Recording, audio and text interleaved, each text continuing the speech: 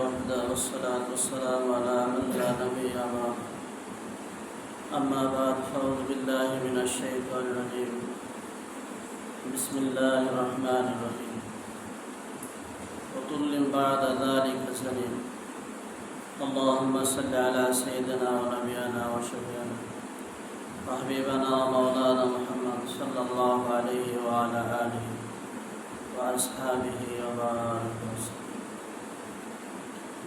আলহামদুলিল্লাহ আল্লাহ তাবারাক ওয়া তাআলার দরবারে লাখো কোটি শুকর ও সুজুদ যে রব্বে করিম আপনাকে আমাকে দুনিয়ার সমস্ত ঝামেলা থেকে ফারেক করে রবিউল আউয়াল মাসের শেষ জুমায় হাজির হওয়ার তৌফিক দান করেছে। এই জন্য মহান সত্তার দরবারে অন্তরের স্থল থেকে কালিমাতুশ শুকরিয়া আদায় করি, বলি আলহামদুলিল্লাহ। আমি পবিত্র কালামুল্লাহ শরীফ থেকে সূরাতুন নূন 29 নম্বর পারা 13 নম্বর আয়াত আপনাদের খেদমতে তেলাওয়াত করছি। আয়াতকে সামনে রেখে নিজের ফায়দার জন্য, জাতির ফায়দার জন্য কিছু কথা বলতে থাকা, শুনতে থাকা। আল্লাহ তাআলা যেন সকল ভাইদেরকে কথার উপর আমল করে কামেল মুসলমান হইয়া, নবীর খাঁটি আশেক হইয়া অন্ধকার কবরে যাওয়ার তৌফিক দান করে বলেন আমিন। আল্লাহ তাআলা বলেন ওয়াতুল্লিম বা'দা যালিকা সালিম। এই আয়াতটা নাজিল হয়েছে বলা হয় ওয়ালিদ ইবনে মুগীরা। আল্লাহ রাসূল সাল্লাল্লাহু আলাইহি ওয়াসাল্লাম যখন বয়ান করতেন তখন কিছু কাফেররা এরকমভাবে হই হুল্লাস করত। কাফেরদের দারুণ সংসদ ভবন হলো দারুন নদওয়া।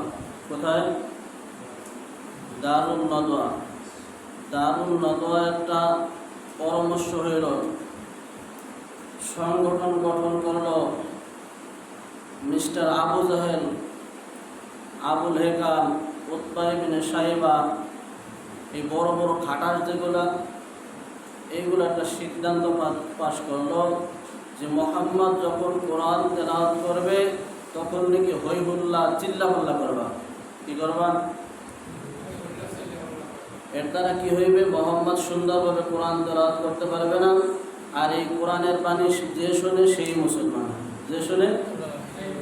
যে শোনে সেই মুসলমান হয়। কাফেরদের তো মাথা খারাপ হয়ে গেছে। সর্বপ্রথম মুহাম্মদের কোরআন তেলাওয়াত ওয়াজ নসিহত বন্ধ করতে হবে। কথা বলেন ঠিক না? তো এইগুলো যখন মুহাম্মদের বন্ধ হয়ে যাবে তো অটোমেটিক মুসলমানদের শক্তি কমে আসবে। কি হয়ে যাবে? মুসলমানদের শক্তি কমে আসবে, কাফেরদের শক্তি বৃদ্ধি পাইবে। তো এই কথার উপর অনেক ভদ্রলোক আমল করছে। নবী যখন বয়ান করতেন তখন হই হুল্লা চিল্লাপাল্লা করতেন। তো যার কথা সরাসরি কোরআনের ভিতর আল্লাহ তাআলা আয়াত নাযিল কইরা 13টা দোষের কথা বর্ণনা করছেন। কয়টা দোষ? আপনার আমার যদি কোনো একটা দোষ আমার আল্লাহ তাআলা বলে যে মৌলবী তোমার ভিতর এই দোষটা আছে, তাহলে তো আমি জান্নাতি। কথা পাই না নাকি? ঠিক। কি যে বলে না তাও বলে না। আমি মৌলবীর যদি একটা দোষ আমার আল্লাহ ধরে যে শামীম তোমার ভিতরে এই দোষটা আছে, আমি জান্নাতে যাইতে পারবো? তো দোস্তর বুজুর্গ ওলীদ ইবনে মুগীরার 13টা দোষ। কয়টা দোষ? তো এই ওলীদ ইবনে মুগীরা যখন পয়গম্বর বয়ান করতেন তখন হই হুল্লা চিল্লাপাল্লা করতেন। যে চিল্লাপাল্লার কারণে মুহাম্মাদের কথা ভালোভাবে বের হতো না।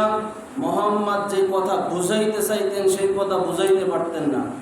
হঠাৎ একদিন মজলিসে বয়ান হইতেছে, তো এই ওলীদ ইবনে মুগীরা হই হুল্লা চিল্লাপাল্লা করতেছে।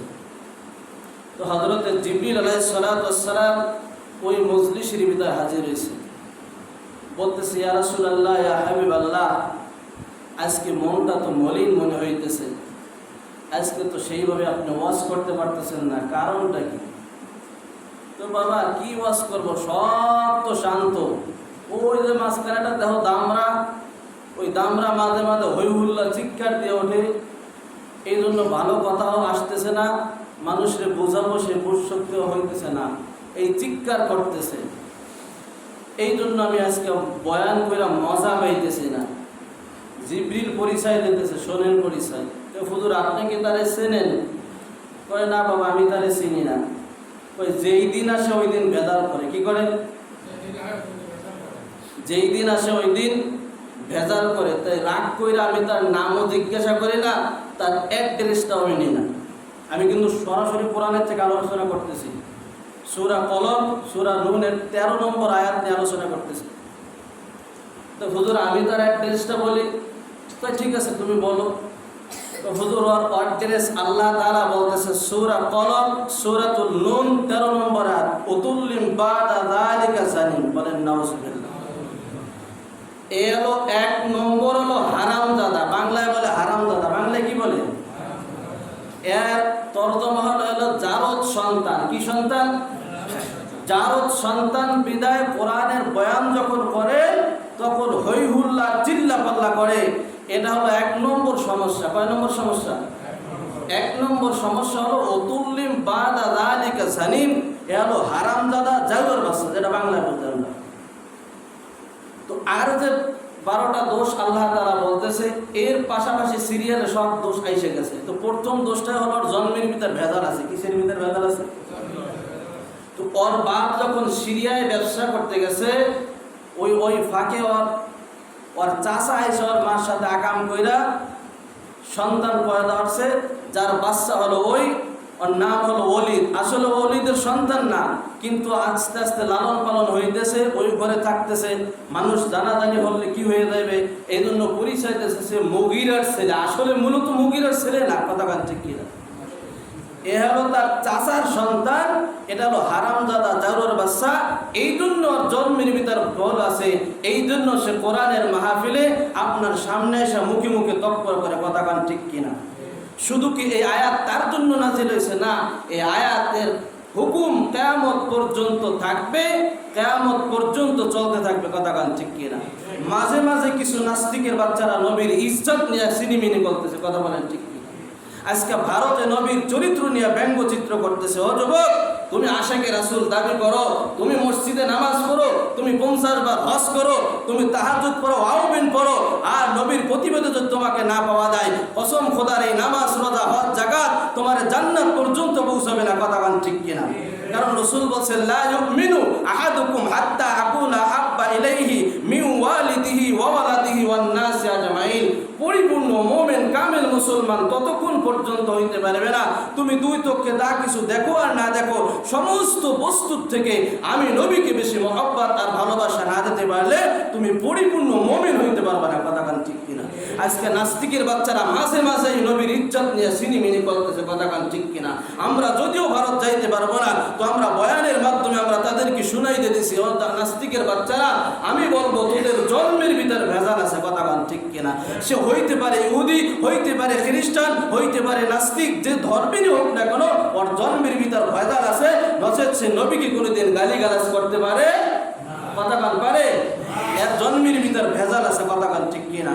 এই জন্য মাঝে মাঝে এটা মুমিন যারা সাধারণ আম জনতা, এদের ঈমান পরীক্ষা করে। কি করে ভাই? ঈমান পরীক্ষা করে, দেখে এরা নামাজ রোজাই মহব্বত করে না শুধু আল্লাহকে নিয়ে ব্যস্ত থাকে, না রসুলের মহব্বত করে। কথা ঠিক কিনা? এই জন্য সাধারণ মানুষ, সদুস্তর বুজুর্গ, মৃত্যুর আগ পর্যন্ত নবীর ইজ্জত নিয়ে মানুষ সিনেমিনে খেলবে, তা তো হতে পারে না। কথা ঠিক কিনা? আমি যেই জায়গা আছি সেই জায়গা থেকে প্রতিবাদের আওয়াজ করবো। কথা বলেন ঠিক কিনা? এই আওয়াজও যদি আমরা না তুলতে পারি, তাহলে বোঝা যাবে যে আমরা মুনাফিক। আমরা কি? আমরা খাঁটি আশিকে রাসূল হইতে পারি নাই। আরে ভাই, আমি নামাজ কম পড়তে পারি, রোজা কম রাখতে পারি, দাড়ি থাকুক না থাকুক, এটা হলো পরের ব্যাপার, কিন্তু আমার রসুলের ইজ্জত নিয়ে সিনিমিনি খেলবে, তা কিন্তু কোনো যুবক সহ্য করতে পারবে না। কথা ঠিক। এই জন্য মেরে দোস্তর বুজুর্গ, রবিউল আউয়াল মাস আমাদের কাছ থেকে শেষ। আজকে চলে যাইতেছে, আজকে 30 তারিখ, নবীকে ভালোবাসার মাস চলে যাইতেছে। শুধু কি রবিউল আউয়াল মাসে ভালোবাসা না, না, রবিউল আউয়াল মাস যাইতেছে আমাদেরকে একটা শিক্ষা দিয়ে যাইতেছে। কথা ঠিক কিনা? রমজান মাস সামনে আসতেছে। শুধু রমজান মাসের আহ্বানে আমরা সবাই তৈরি হয়ে নিতেছি। আয় রমজান কখন আসবে, রমজানের জন্য দোয়া করতেছি ও দোস্ত। ঠিক হুবহু প্রত্যেকটা মাসে আল্লাহ তাআলার কাছে দামি মাস, তার ভিতরে এই মাসটাও একটা দামি মাস ছিল দোস্ত। যেহেতু আপনার আমার কলিজার টুকরা জনাবে মুহাম্মদ রাসূলুল্লাহ সাল্লাল্লাহু আলাইহি ওয়াসাল্লাম এই দুনিয়াতে আবির্ভাব হয়েছে, কথাগান ঠিক কিনা?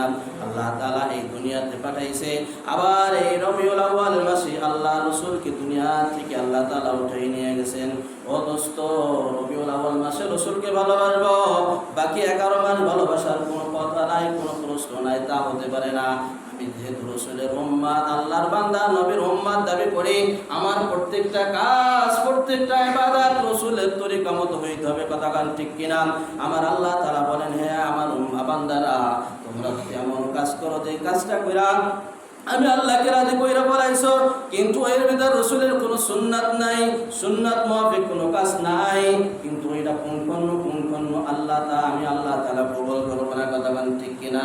তোমার ইবাদত তখনই ইবাদত হবে যখন ওই কাজটা নবীর তরিকা অনুযায়ী করা হইবে, নবীর তরিকা থাকবে কাজের ভিতর, আর আল্লাহ রাজি খুশি থাকবে, তখন এই কাজটা তোমার আল্লাহ তাআলার কাছে পরিপূর্ণ কাজ হয়ে যাবে, কথাগান ঠিক কিনা? এজন্য মেরে দোস্ত বুজুর্গ, আসাদুজ্জামান নূর এই নবীকে গালি দিয়েছে, এর জন্মের ভিতর ভেজাল আছে। শুধু কি তাই, কিয়ামত পর্যন্ত যারা নবীকে গালি দেবে, আল্লাহ তাআলা বলেন, ওয়া ইন্নাকা আলা খুলুকিন আযীম।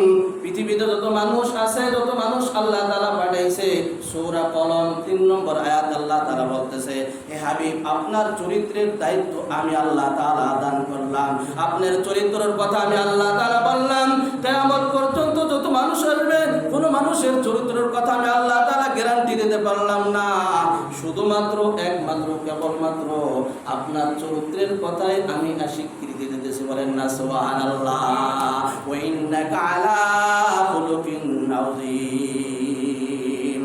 নবী বলা হয়, নবীকে ফুলের মতো পবিত্র, নবীর ভিতর কোনো গুনাহ নাই, কোনো অমনি নাই, কথা বলেন ঠিক কিনা? ও দোস্ত, তোমার আমার চরিত্রের ভিতর কোনো সমস্যা থাকতে পারে, এটা স্বাভাবিক, কিন্তু নবীর চরিত্রের ভিতর কোনো সমস্যা নাই, তার গ্যারান্টি কে দেশে বলে? কে দেশে? একমাত্র আল্লাহ তাআলা গ্যারান্টি দেশে। আপনার চরিত্র মতো চরিত্র পৃথিবীতে কোনো মানুষের হতে পারে না, হয় নাই, হবে না, বলেন না সুবহানাল্লাহ। আর এই নাস্তিকের বাচ্চারা নবীর জন্ম নিয়ে বলে যে নবীর জন্মে ভেজাল আছে, নাউজুবিল্লাহ বলেন।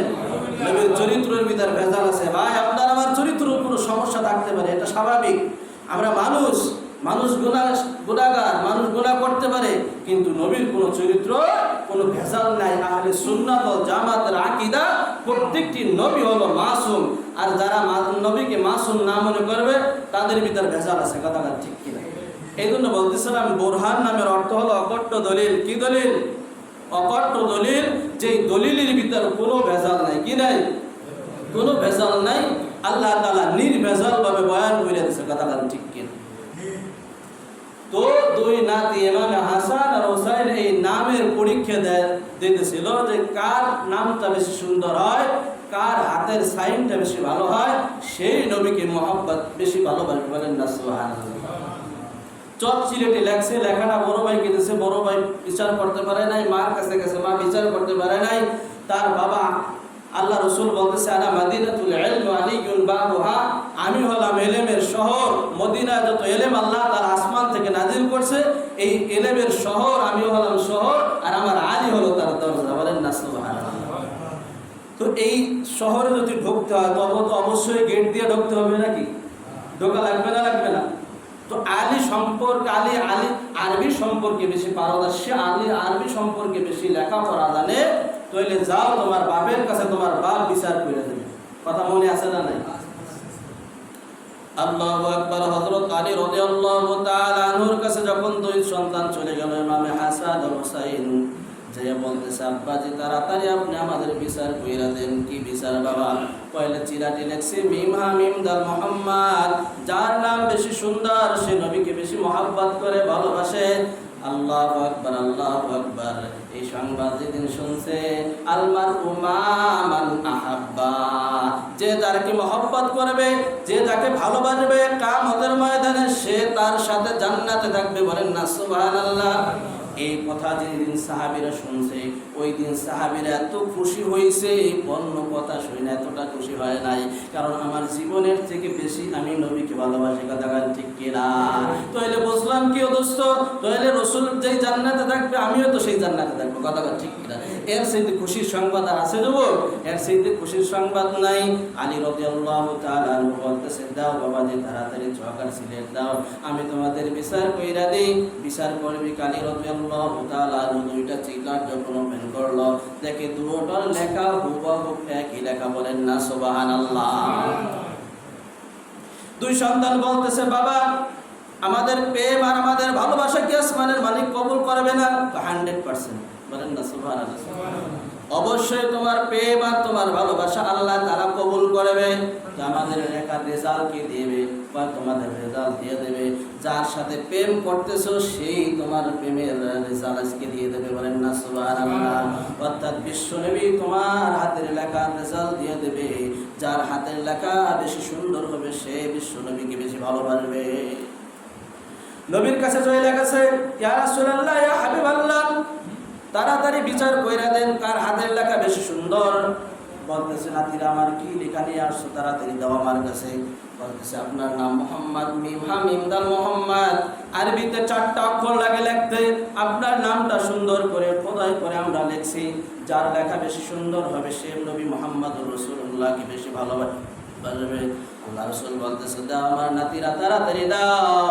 দুইটা চিলার চক যখন ওপেন করছে, দেখে আল্লাহু আকবার, ছোট ভাইয়ের হাতের লেখা এরকম ভাবে, বড় ভাইয়ের হাতের লেখা একই কোয়ালিটির, বলেন না আল্লাহু আকবার। বলতেছে, নবী বলতেছে, আমি তোমাদের বিচার করতে পারলাম না। ইমামে হাসান হোসেন কান্না করতেছে, ইয়া রাসূলুল্লাহ, ইয়া হাবিবাল্লাহ, নানা যে আমাদের প্রেম কি আল্লাহ তাআলা কবুল করবে না? আমাদের হাতের রেজাল্ট কি আমরা পাবো না? লেখার রেজাল্ট কারটা বেশি ভালো কারটা বেশি খারাপ এটা কি আমরা পাবো না? অফকোর্স, অবশ্যই তোমরা বাবা, তোমাদের বিচার করে দেবে হযরত জিবরিল আলাইহিস সালাতু ওয়াস সালাম, বলেন না সুবহানাল্লাহ। আল্লাহ তাআলা বলতেছে, মা ইয়ানতিকু আনিল হাওয়া ইন হুয়া ইল্লা ওয়াহয়ুহা। পয়গম্বর ততক্ষণ পর্যন্ত কোনো কথা বলে না যতক্ষণ পর্যন্ত হযরত জিবরিল না বলে। জিবরিল তত সময় কোনো কথা বলে না যত সময় পর্যন্ত আহকামুল হাকিম না বলে, বলেন না সুবহানাল্লাহ। এই দ্বারা বোঝা যায় নবীর প্রত্যেকটা কথা হলো ওহী। কি বলেন? নবীর প্রত্যেকটা 63 বছরের জিন্দেগিতে যতটা কথা বলছে সব ওহী ছাড়া নবী একটা কথাও বলেন নাই, বলেন না সুবহানাল্লাহ। জিবরিল আসছে, বলতেছে, জিবরিল এসে বলতেছে, ইয়া রাসূলুল্লাহ, ইয়া হাবিবাল্লাহ, তাড়াতাড়ি আমি বিচার করি, চোয়াকার ছিলেন আমার কাছে দেন। দুইটা চিরাগ যখন ওপেন করছে, আল্লাহু আকবার, দেখে আল্লাহু আকবার, আল্লাহু আকবার, দুইটা লেখা একই লেখা। জিবরিল বিচার করতে পারেন না, বলেন না সুবহানাল্লাহ। বলতেছে, তোমাদের বিচার স্বয়ং আমার আল্লাহ তাআলা করবে। কে করবে বলেন? এবার নবীকে ভালোবাসলে লাভ না লস? আর কথা বলেন, লাভ না লস? অবশ্যই লাভ, অবশ্যই লাভ দোস্ত, দুনিয়ার লাভ, আখিরাতেও লাভ, কথা ঠিক কিনা? আল্লাহ তাআলা জিবরিলকে ডাকতেছে, জিবরিল আসো, আমার কাছে চলে আসো, যাও জান্নাতের ভিতর যাও, জান্নাতের ভিতর যায়া দুইটা বিরিপ নিয়ে আসো, দুইটা ফল নিয়ে আসো, আপেল, একটা আপেল নিয়ে আসো, একটা প্লেট নিয়ে আসো, একটা ছুরি নিয়ে আসো, যেই ছুরির গায়ে লেখা আছে বুরহানুম মির রাব্বি, বলেন না আল্লাহু আকবার। দুই নাতির সামনে যাইবা, ওই একটা আপেল তুমি ছুরি দিয়ে কাটবা। যার আপেলের ভাগটা বড় হবে সে নবীকে বেশি ভালোবাসবে, যার আপেলের ভাগটা বেশি ছোট হবে সে নবীকে কম ভালোবাসবে। আল্লাহ রাসূল সাল্লাল্লাহু আলাইহি সাল্লাম যখন তার নাতিদেরকে এই কথা শুনাইতেছে, নাতিরা বলতেছে, মানি না, মানব না, মানতে পারি না, কথা ঠিক কিনা? এত প্রেম আর ভালোবাসা দিয়ে একটা আপেল দিয়ে আপনি শেষ করে দেবেন। একটা আপেল কাটলে তো কম বেশি হবে, এটাই স্বাভাবিক। বলতেছে, জিবরিল বলতেছে, ইয়া রাসূলুল্লাহ, ইয়া হাবিবাল্লাহ, দেখেন আল্লাহ তাআলা কি বিচার করে আপনার নাতিদেরকে চোখ বন্ধ করতে বলেন। কি করতে বলেন? চোখ বন্ধ করতে বলেন। দেখেন আহকামুল হাকিমিন, আল্লাহ তাআলা কি বিচার করে, আজকে কি ফয়সালা দেয় একটু দেখেন। আল্লাহু আকবার। দুই নাতি যখন চোখ বন্ধ করছে, আল্লাহ রাসূল সাল্লাল্লাহু আলাইহি ওয়াসাল্লাম হযরতের জিবরিলের হাতে যখন ওই ছুরিটা আপেলের গায়ে লাগায়া বিসমিল্লাহির রহমানির রহিম বলে যখন পৌঁছতেছে, দুইটা ভাগ দুইটা প্লেটে হইয়া গেছে। আল্লাহু আকবার। ও দোস্ত, এবার চোখ খুলে দেখে যে দুইটা ভাগই একই কিসিমের, বলেন না সুবহানাল্লাহ। এর দ্বারা আল্লাহ তাআলা কি বুঝাইলো যে ইমামে হাসান যেরকম ভাবে নবীকে মহব্বত করে, হোসাইনও সেই রকম ভাবে মহব্বত করে, 1% কম নাই, বলেন না সুবহানাল্লাহ। ইমামে হাসান শহীদ হয়ে যাইবে কারবালার ময়দানে, এরকম ভাবে তাকে শহীদ করা হইবে। আর ইমাম হাসানও শহীদ হবে, হোসাইনও দুবে এরকম ভাবে শহীদ হয়ে যাবে। কথা বলেন ঠিক কিনা? কিয়ামত পর্যন্ত যত শহীদ আসবে তাদেরকে আল্লাহ তাআলা জিম্মাদার আমির বানায়া ইমাম হাসান হোসাইনকে সর্দার বানিয়ে দেবে, বলেন না সুবহানাল্লাহ। তাদের ভালোবাসা আর প্রেম আসমানের মালিক আল্লাহ তাআলা কবুল করে নেছে, বলেন না সুবহানাল্লাহ। নবীকে ভালোবাসলে লাভ না নষ্ট? অবশ্যই লাভ আছে যুবক, ভালোবাসো ইনশাআল্লাহ। আর এই দুনিয়ার নাপাক প্রেম না নিয়ে আল্লাহ রসুলকে নিয়ে ভালোবাসো, একদিন বলবা যে কি পাইছি জিনিস, কথা ঠিক। এই জন্য বুঝুর্গ, এই ভালোবাসা সাধারণ কয়েক মিনিট কয়েক সেকেন্ড, কিন্তু আজীবন যাকে ভালোবাসতে হবে তাকেই ভালোবাসার দরকার, কথা ঠিক কিনা? দুনিয়ার নাপাকি ভালোবাসা আমাদের দরকার নাই, আল্লাহ এবং রসুলের মহব্বত নিয়ে কবরে যাইতে চাই, কথা ঠিক কিনা? আম্মা জান আয়েশা রাদিয়াল্লাহু তাআলা আনহা, বিশ্বনবীর 11টা স্ত্রী, কয়টা স্ত্রী বলেন? 11 জন স্ত্রী। বলে হুজুর কত বউ লাগে কেন? নবীর বিবাহ স্বয়ং আল্লাহ তাআলা করেছে, বলেন না সুবহানাল্লাহ। হুজুর তো তোমার মতো লুচ্ছা না, লুচ্ছা নাকি? তোমরা তো এখানে অনেক আকাম কাম করতে পারে, হুজুর কত হালাল জিনিস ছাড়া কোনো জায়গা যাইতে পারে না, কথা ঠিক কিনা? আমরা যদি হারাম খাই তাহলে আল্লাহ ধরবে না, ধরবে না? মৌলবী তোর বিচারে কঠিন আকারে, কথা ঠিক কিনা? এই জন্য মেরে দোস্ত আর বুজুর্গ কয় হুজুর কত বউ লাগে। আরে আল্লাহ তাআলা বিচার করছে, কেরা বিচার করছে? আল্লাহ তাআলা সূরা নিসার ভিতরে বলতেছে মাসনা সুলুসা রুবা, যুবকরা 4টা বিয়ে করতে পারবে, 4টা বউ একসাথে রাখতে পারবে, তার যদি শক্তি থাকে, হিম্মত থাকে, বুদ্ধি থাকে, কথা ঠিক কিনা? আজকে আলেম 2 বিয়ে করলে তার মামলা হয়, জেল হয়, জুলুম হয়, জেলখানায় যাইতে হয়, আছে না নাই? কিন্তু বাইরে দেখবেন একাধিক বিবাহ, কথা বলেন ঠিক কিনা? আম্মা জান আয়েশা রাদিয়াল্লাহু তাআলা আনহা প্রত্যেক বিবিদেরকে রাসূল খেদমত ভাগ করে দিয়েছে, তুমি এই খেদমত নেবা, তুমি এই খেদমত নেবা। এই খেদমতগুলো আল্লাহ রাসূল ভাগ করে দিয়েছে। আল্লাহ রাসূল ভাগ করার পরে বলতেছে আয়েশা তুমি কি নেবা বলো? ইয়া রাসূলুল্লাহ, ইয়া হাবিবাল্লাহ, আমাকে খেদমত ভাগ করে দিলে আমি নিতাম না, আমি খেদমত আপনার কাছ থেকে চাইয়ে নেব, বলেন না সুবহানাল্লাহ। আর আমার স্ত্রীরা তো অনেক আল্লাহর ওলি, কথা ঠিক কিনা? খেদমত তো বাড়ির কথা, যদি 1 গ্লাস পানি দাও, পানি ঢাইলে খাও, আছে না নাই? হাদিসে পাকের ভিতর আসছে, আল্লাহু আকবার, আল্লাহ রাসূল বলতেছে, সাহাবীরা বলতেছে ইয়া রাসূলুল্লাহ, ইয়া হাবিবাল্লাহ, আমরা একটু সেজদা করি আপনাকে। কয় না না না, কি বললা তোমরা? পৃথিবীতে যদি মানুষকে সেজদা করা জায়েজ থাকতো মুহাম্মাদের শরীয়তে, তাহলে আমি বলতাম প্রত্যেক স্ত্রী যেন তার স্বামীকে দৈনিক সেজদা করে। কি করে? কথা বলে না, কি করে? সেজদা করে। স্ত্রীর শরীরের চামড়া কাইটা যদি স্বামীকে স্যান্ডেল বানাই দেয়, তারপর তার ঋণ পরিশোধ হবে না, কথা ঠিক কিনা? বিশ্বনবী আমাকে খেদমত দিলে কাজ হইতো না, আমি আপনার কাছ থেকে খেদমত চাইয়ে নেব, বলেন না সুবহানাল্লাহ। এর একটা চিত্র যদি আপনার ঘরে থাকে, আপনার বিবিকে শুনাই দেবেন, যদি আমল করতে পারে কসম খোদার আম্মা জান আয়েশার সাথে তার বিবি জান্নাত হয়ে যাবে, বলেন না সুবহানাল্লাহ। বলতেছেন তুমি কি খেদমত নেবা বলো? আমি আপনার গোসলের খেদমতটা নিতে চাই, বলেন না সুবহানাল্লাহ। ইয়া রাসূলুল্লাহ, ইয়া হাবিবাল্লাহ, আমি আপনার গোসলের খেদমতটা নিতে চাই। আম্মা জান আয়েশা রাদিয়াল্লাহু তাআলা আনহা একটু ছোট ছিলেন, যখন বিবাহ হয়েছে মাত্র 9 বছর বয়স। কয় বছর দোস্ত? 9 বছর বয়স। আল্লাহ রাসূলের যেদিন ওয়াফাত হয়েছে সেই দিন মাত্র হয়েছে, বয়স ছিল আয়েশার 18 বছর। কয় বছর? 18 বছর পরিপূর্ণ ছিল দোস্তর বুজুর্গ। আম্মা জান আয়েশা রাদিয়াল্লাহু তাআলা আনহা বিশ্বনবী জনাবে মুহাম্মদ রাসূলুল্লাহ সাল্লাল্লাহু আলাইহি ওয়াসাল্লামকে গোসল করানোর জন্য ছোট জল চকি আছে, জল চকির উপর যখন উঠেছে, আল্লাহু আকবার, আল্লাহ রাসূল গোসল, আল্লাহ রাসূল বইসা রইছে। আম্মা জান আয়েশা রাদিয়াল্লাহু তাআলা আনহা মশক কইরা পানি দিয়ে আল্লাহ রাসূলের গায়ে পানি ঢালতেছে আর শরীর মোবারক ধুইতেছে, বলেন না সুবহানাল্লাহ। আল্লাহ রাসূল যখন সামনে একটু গোল করছে, আল্লাহু আকবার, আম্মা জান আয়েশা রাদিয়াল্লাহু তাআলা আনহার আঙ্গুল আঙ্গুলটা ওই জল চোখের ভিতর ঢুকে গেছে। আল্লাহু আকবার, আল্লাহু আকবার, কি পরিমাণ ভালোবাসছে ও যুবক। এর একটা ভালোবাসা যদি তোমার চিত্রের ভিতর থাকে, তোমার জীবনের ভিতর মিলে যায়, ও দোস্ত, আল্লাহ রাসূল তোমাকে মাহরুম করবে না, আমাকে মাহরুম করবে না। কথা বল ঠিক কিনা? আল্লাহ রাসূলের গায়ে ওয়েট ছিল অনেক বেশি। 40 জন যুবকের শক্তি ছিল প্রত্যেক নবীর গায়ে, বলেন না সুবহানাল্লাহ। এই শক্তির কারণে আঙ্গুলটা ফাইটে গেছে। আম্মা জান আয়েশা রাদিয়াল্লাহু তাআলা চিৎকার করতে পারে না, বলতে পারে না, ইয়া রাসূলুল্লাহ, ইয়া হাবিবাল্লাহ, আপনি একটু ওঠেন, আমার আঙ্গুল ফাইটে গেছে। দেখে পানির সাথে লাল রক্তর মতো কি যেন যাইতেছে। দেখি আয়েশা, লাল কি যাইতেছে? আয়েশা বলে না, আয়েশা ফুপাই ফুপাই কাঁদতেছে, শব্দ করেও না, আর রাসূলকেও ডাকতে না, ইয়া রাসূলুল্লাহ, ইয়া হাবিবাল্লাহ, আমার আঙ্গুল মোবারক চোখের ভিতর ঢুকে গেছে, আপনি একটু জাগেন। আম্মা জান আয়েশা রাদিয়াল্লাহু তাআলা আনহা যখন বিশ্বনবীকে গোসল দেওয়া হয়ে গেল, এবার দেখে আম্মা জানের আয়েশার পায়ের আঙ্গুল থেকে রক্ত ফোর করে এরকম ভাবে বাইরে আইতেছে। বলতেছে, ইয়া রাসূলুল্লাহ, ইয়া হাবিবাল্লাহ, যখন আপনাকে আমি গোসল করাইতেছিলাম, আপনি যখন সামনের দিকে একটু ঝুঁকতেছেন, আমার ওই আঙ্গুলটা একটু চোখের ভিতর ঢুকে গেছে, দুইটা ফাইটা গেছে।